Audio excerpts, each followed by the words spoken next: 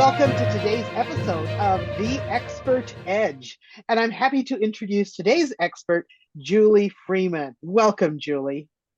Hi, Lucia. Great to be here again. You know, Julie is a licensed integrative nutritionist and has graduate education in psychology, counseling, and education. Her postgraduate concentration, though, was around functional medicine, and she's completed and been certified in that discipline. She brings to us today over 40 years of experience in the field of nutrition, counseling, fitness, genomics, and health promotion, and has a passion for women's health. So she's also the author of 3 cookbooks and loves sharing her gifts in the kitchen with others. She's the author of her 3rd book, which is Sunflower, Sapphires, and Seraphim, a personal story of transformation, where she looks to inspire others when they're faced with life's challenges. I'm so happy that you can be with us today to talk a little bit about nutrition and how we can use nutrition as medicine when we're looking at diabetes reversal, pre-diabetes reversal, and even prevention of diabetes. So thank you for being here. What would you like to dive in with first on this subject? What do people need to hear first?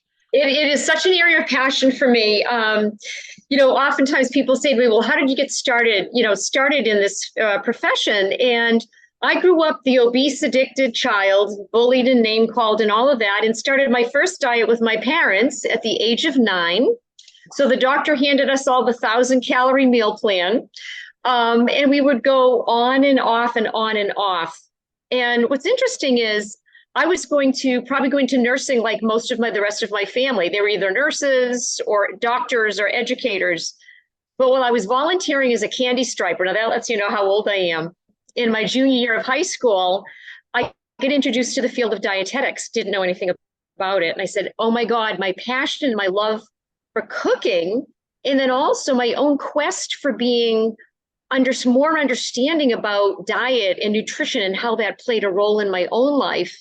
I said, this is the perfect field for me to get into. So I love my undergraduate education because it was part of the home economics division, which means that we had to cook from day one. We had to experiment with food. We had to also create ambiance, and I talk about this in my practice all the time. We were expected to make our own floral centerpieces, pick out beautiful china, and create meals that not only were balanced with nutrition and delicious, but they also had that eye appeal. And so it's an area that I really bring up with my clients all the time, is that even if you're setting the table for one, make it beautiful. I think that's a really important component of all of that. Love that. Yeah. Yes, and what an interesting way to come into it. So as you've worked with people with many different health challenges, and especially those with diabetes, where is it that you have found that food can make the biggest difference? What kind of an approach? Yes. And I talk about this all the time. And I also, a few years ago, I'm a learning junkie. I always say I'm like a kid in the candy store minus the candy. But I did the food as medicine certification about just before COVID happened. And that was an amazing program that really brought in the whole idea of cooking and community and being together at the table, around the table. But food is the number one place where we can really make such a difference. And yet everybody is always looking outside for the next pill to cure the ill, or the surgery, or the quick way out, or the the package type of products. So, taking time in the kitchen can really be beneficial. And I also realize that there are some people that don't like to really take the time or don't know how to take the time in the kitchen. So there are such things as healthy assembly of food. So, my experience and my expertise over the years of being in the kitchen for so long, I really can help people, meet them where they're at in terms of using that food as medicine approach. I love that. So say I'm looking to put more whole foods into my diet because I realize maybe I'm not eating enough fruits and vegetables. And, I might have beans once or twice a week, if that. And my grain products tend to be refined, like most Americans. Where would you suggest I start? Mm. Well, I always ask people to really send over a 24-hour recall before I meet with them, or a couple of days of food records, so I get a sense of what's their style of eating. What are their foods likes and dislikes, their allergies, their sensitivities, so that I have an idea of where we might be able to go and where we might not be able to go. And then I always ask them first, what is it that you would like to get out of this? And many people do say, I want to lose weight, I want to manage my blood sugars, I want to get my blood pressure, my cholesterol, things like that under control. And, I don't know really where to start. So I will, break out each of those meals and take a look at what is the macronutrient balance. And so I will start with education around all of that. And the other piece is that, you mentioned about the refined carbohydrates. And that's a huge place that I like to start with some education with clients. That, even if you are continuing to use some packaged products, which many of us do have some kinds of cans or boxes or packages on the shelves, to start looking at the labels to have at least that 3 grams of fiber and ideally no more than 6 grams of sugar. And so that's one play, that's one thing I'll say, you're going to get a quiz at the end of this session. Let's learn a little bit about the quality of the carbohydrate. And then I'll also give them an accompanying grocery list to go along with that. Okay, so if I am looking to reverse my prediabetes, and I really don't use animal products per se, but maybe I'm not the best label reader. So you've given me a couple of guidelines here, is if I have like a pasta off the shelf, look at the fiber content. And what are you seeing for some of the most highest quality, highest fiber types of pasta available today? Yeah, well, we do have the bean pastas. So that's a nice option. There's another one. I actually met the fellow when I was working at the diabetes conference a few years ago. He has a company called Lean, and it's made out of konjac root. And konjac is a root vegetable, not very well known in this part of the country, but it's great at being able to bring down blood sugars. And they make it into a rice, a pasta, a fettuccine noodle. So it's a very low glycemic option. One of my clients this morning, I just said, have you tried the Soli, spaghetti squash pasta, which is dried up and you cook it just like you would pasta. And then you can put your sauce with vegetables and beans. And if you are using meat products, it would always be a grass-fed organic option, that type of thing. That's so interesting. And the cognac, you brought that up. I've seen that, I believe, in packages that's usually sold moist rather than dry. Is that correct? Yes. Yeah. So it's like a clear or white kind of colored noodle. And so that's a good pasta replacement that's a lot lower glycemic, is what I'm hearing. Yes. What's the nutritional value of it? Because when I looked at it, I guess I haven't really looked at the label, but it seemed to me like it was just like a starch, but maybe I'm not right on that. So there's very few calories in konjac, and it's not cognac. Cognac would be that delicious brandy drink. We'll have a little cognac with our konjac. Konjac, that's how it's pronounced. Konjac, yeah, Konjac. Yeah, that's great. So there's actually very few calories in it, but it's a tuber. It's a starchy vegetable. And coming back to the whole carbohydrate thing, I try to get people off of most grains or refined grains anyway and move them more towards sweet potatoes with the skins on them, and butternut squashes and acorn squashes and root vegetables, because root vegetables have so many vitamins and minerals, and they have the soluble fibers as well as some insoluble fibers. And they're not as rich in arsenic and cadmium and the things that get leached into the soil from our environmental toxins. So I'm not a huge rice person, but if someone is going to use a brown rice, they would be looking for at least that 3 grams of fiber, and that must be organic, because at least you're cutting back a little bit on some of the heavy metals. Yeah. Yes, and I know that's unfortunately become a real problem with brown rice, which in and of itself is a good grain, but so much of the time now we're finding it contaminated. So correct. Yeah. Yeah, that is an issue. And unfortunately, that has to do with animal culture, the way the animals are being raised and making manure and then being used organically. So yes, Sure. that's really too bad. I know that I've tried some of the red lentil pastas and found them to be quite nice. Like they Hmm. cook up nice, the texture isn't weird. Chickpea, sometimes the texture is a little bit different from what you might Hmm. expect for a flour pasta, but the lentil one for me didn't have quite the grittiness, I guess, of the garbanzo or chickpea one. So yeah, we have a lot of options there. I love that. So that would be a way to kind of transition in that area. Now, if I've been on a standard American diet or maybe even a low carb diet, so that I'm Mm. really quite insulin resistant, as I'm transitioning, how should I treat things like fruits and some of the root vegetables that can be quite sweet, like carrots and beets and that sort of thing, without having my sugars just go through the roof? Sure, sure. So I've been doing nutrition, as you mentioned, like, over 40 years. So I do remember when we had vegetable A and vegetable B. You probably remember some of those days too. The starchier vegetables versus the non-starchier vegetables. Not everybody responds to carrots in the same way. And cooked Mm, carrots will have a little bit more of a glycemic response than a raw carrot will, because the mhm, fibers are more intact. I love using CGM. I think that it's a great mm, tool for people to really, even if you only do it for the 2 weeks, to personalize and get a sense of like, oh, I do respond negatively to carrots. That's not probably my best friend. Or mm, to make sure that some of those more sugar starch rich vegetables and fruits, and I'll talk about fruits in a moment, are always combined with a protein. So that's my rule number two. mm, Rule number one is, if you have a package, look for the fiber, look for the sugar. Rule number two is always, always, always have a protein with a carbohydrate. And mhm, I'll come back and talk a little bit more about that, but that's a really important one as I'm assessing people's records. Now, fruits and vegetables cannot be combined into the same group. And yet, when we look at the US government, my plate, yeah, ah, we yeah. really need to do a whole government overhaul when it comes to nutrition, for sure.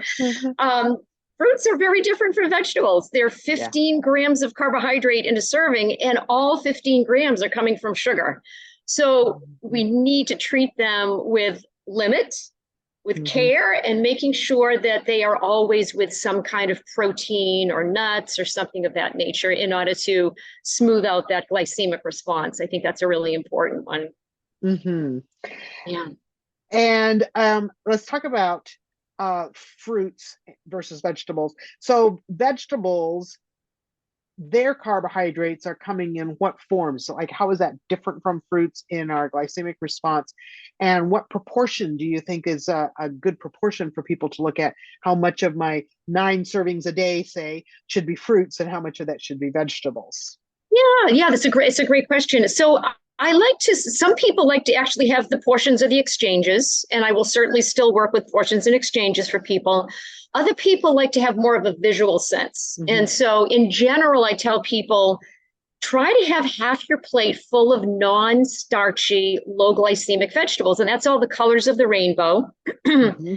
About a quarter would be coming from your protein, which should be about a minimum of 20 grams in a serving, because that 20 grams is really important for neurotransmitter production, being able to utilize that protein for repair and growth and all of that. And then the other quarter of the plate might be devoted to your more starchy carbohydrate. And then I do give people a list of what those starchy carbohydrates would be, because certainly peas, corn, potatoes, sweet potatoes, Hmm. they'd all fall in that category. That makes a lot of Yeah. sense. And when we're looking at that protein piece, if someone is getting their protein from beans, if you're looking at 20 grams, I think we're looking at something like a cup and a quarter for most beans, with 16 grams a cup. So Yep. it's not a huge serving, but it's enough to keep you full, to give you fiber for the meal, give you some staying power for the meal. So I think that's important for people to kind of have that visual about how much beans would that be. Um, Absolutely. yeah, And I then love that. always to have a couple of teaspoons of good quality fat or oil. And again, I've been doing this long enough. And I remember back in my days when I worked at Joslin Diabetes Center in Boston, we used to do the low fat thing. And now I go like, oh my God, I can't believe I did that. But fats and oils are so important, not only for long-term sustainable energy, but also to help manage our blood sugars and for us to absorb our fat-soluble vitamins that help our immune systems. So vitamin D and vitamin A and vitamin K are all absorbed in the presence of fat. So, a little bit of fat and quality fat goes a really long way. I've heard people suggest things like sprinkling pumpkin seeds or a few walnuts or things like that onto your salad as a way to get a nutrient dense form of fat that will help you absorb those nutrients. Does that make sense? Absolutely. Yes. Yeah, I love that. Okay. So those are all important things for people to be understanding as they're trying to control their blood sugars. And I noticed you mentioned CGMs, and just in case somebody's listening and they're not sure what a CGM is, tell us why you like them and what does that acronym stand for? Yes. So CGM is continuous glucose monitor or meter. Now, the interesting thing, and I've had really great conversations with Abbott and Dexcom about this, is that in the world as it stands in America right now, you have to have the end stage diagnosis of diabetes for the most part in order to get a CGM. And I'm thinking like, why not get out there beforehand and start with the whole prevention piece? And right now, most of the companies that are online that are able to do that are also just very expensive, which is unfortunate. So we're working with a physician right now in terms of being able to offer that for our perimenopausal women, our pre-diabetic, our metabolic syndrome group of folks. I'm very excited to be able to bring that in as a way of women and men to be able to really look at a couple of weeks worth of how's my body responding, not only to the food, but to my sleep or my lack thereof, to my exercise or lack thereof, to my stress, because all of those things will certainly impact our blood sugars. I think that's so important because I also agree that I think everybody should try a CGM, a continuous glucose monitor, for a couple of weeks just to see what is going on. I think the data is so impactful, and I really see people changing what they do based on the fact that they're getting that real-time feedback about something that otherwise is totally invisible to us, because like we can't see what our blood sugars are doing unless we have some device like that. But that information can be so valuable just to know how our bodies are handling things. And I do like the idea of teaming up with someone. Like I have somebody that I'm connected with, for example, that has telehealth medical licenses in all 50 states and really believes in CGMs, and she'll write a prescription for anyone that, comes to her. And so like there are places now where if you connect with the right professionals, they're really willing to make sure you can get access to that. Because unfortunately, some of the just less informed, I should say, maybe medical practitioners only follow like the insurance guidelines, and they won't write a prescription if it's not covered, even if people are willing to pay out of pocket. So I think that can be an obstacle that is overcomable. So I would actually ask your primary care provider if they're willing to do that for you. And if not, look around, contact me, contact Julie, somebody, to get access to something like that so you can really get that important and vital information for managing your sugars. As we talk about, okay, what goes on our plate, what are some other aspects of nutrition that you think we should really keep in mind for optimal blood sugar control? Yes. So I do find that people don't eat enough vegetables. We have a society that, little tiny piece of vegetable is what goes on their plate, or if it even does. And I talk about the colors of the rainbow. In fact, I did a post just a few weeks ago on orange foods. And, and then also kind of tied that in a little bit around chakra energy and creativity and things like that. So, and then also immune system. So it's fun to be able to pull in some of the elements about the different colors and the pigments and how those actually interact in our body, the antioxidant, anti-inflammatory aspects of the vegetables. And then helping people to find creative ways to add vegetables if they haven't been, commonly eaten in the person's diet. What would be a couple of ways that my moms could do that? They wanted to sneak a few more vegetables in for whatever their kids are eating. What would be a way to Oh, do that? absolutely. So if you're making a quick bread, in fact, I'm bringing a gluten-free, dairy-free quick bread to a meeting tomorrow. And it's in my cookbook, Sweets and Treats. It's all 3 grams of fiber or more, 6 grams of sugar or less. You could always slip in, some blenderized vegetables, as part of your wetness in the muffin mix. And so that's a great way to do it. You could always dice, mince, or even blend vegetables and add it to a pasta sauce or something that, a person likes. So I always tell people, when you're trying something new for the first time, your brain is going to say, oh, I don't even know that food. I don't know what I think about that food. But if you eat a little bit over and over and over again, your brain begins to recognize it. And then you're retraining the brain to say, oh, I know that food. I like that food. So I'm frequently training people on how you can learn to like more things, in your diet. I think that's so important because a lot of people haven't grown up with a wide variety of tastes that are acceptable to their palate. So what are some of the basic principles of adjusting to new flavors? Sure. So the first thing is we all come into the world loving sugar. That's what keeps us alive. Mother's milk is very sweet. Mm-hmm. And so we all love sweetness. And again, that's one of the first flavors that we will enjoy. The bitters and the sours and the ones that are actually healthy, they're also healthier in the plant, but it's also healthier for us because they fight off I call them the ugly buglies, the bad bugs that grow, the bacterial overgrowth, the funguses, the superbugs, which we're finding is going to be a part of life going forward. COVID is going to continue to morph into different varieties. And so learning to like sour and bitter is going to be an advantage. So example, when I teach people about what's your dark chocolate? Well, my dark chocolate's 65%. Oh, did you know that has 15 grams of sugar in a serving? Oh, okay. And we're trying to look for around that 6. So actually my cutoff with people is 85%. So I'll get them to move from, 65 to 72, eventually to 85.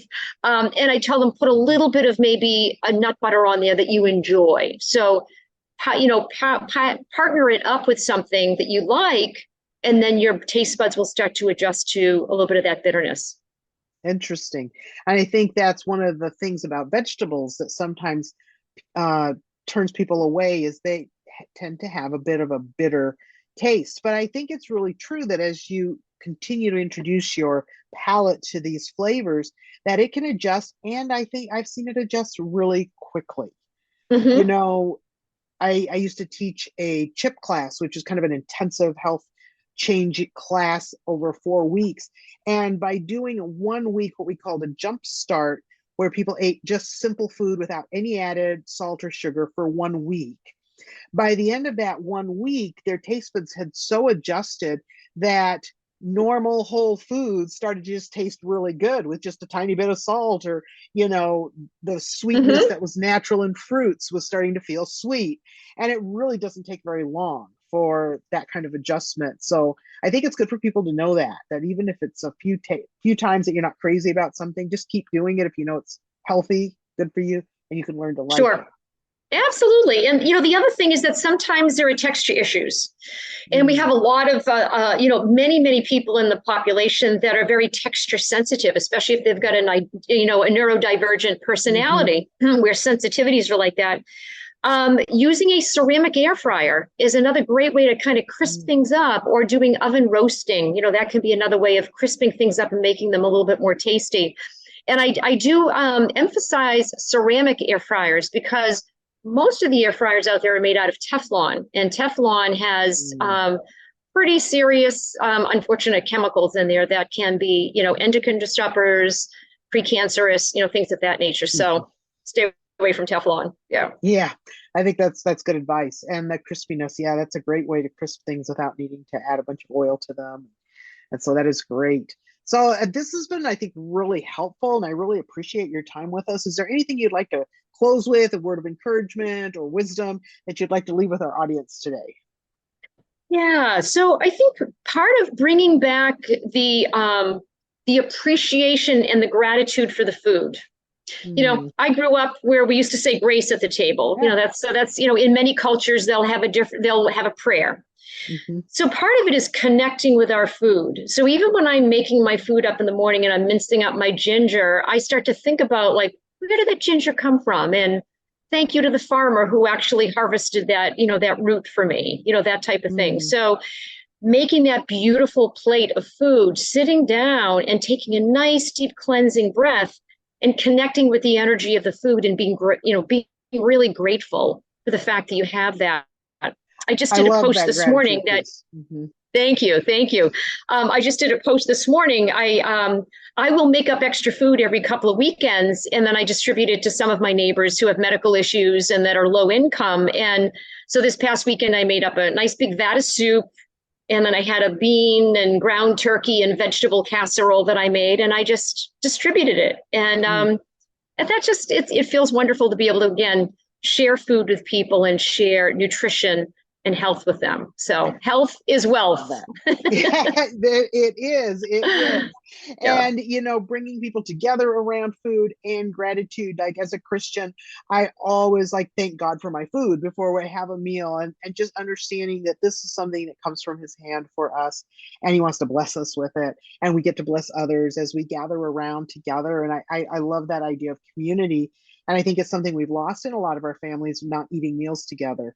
So, sure. Looking at eating more meals together as a family and as friends and neighbors is also a great way to strengthen those social ties that are just as important to our health as our food. So yes, I appreciate you bringing that in.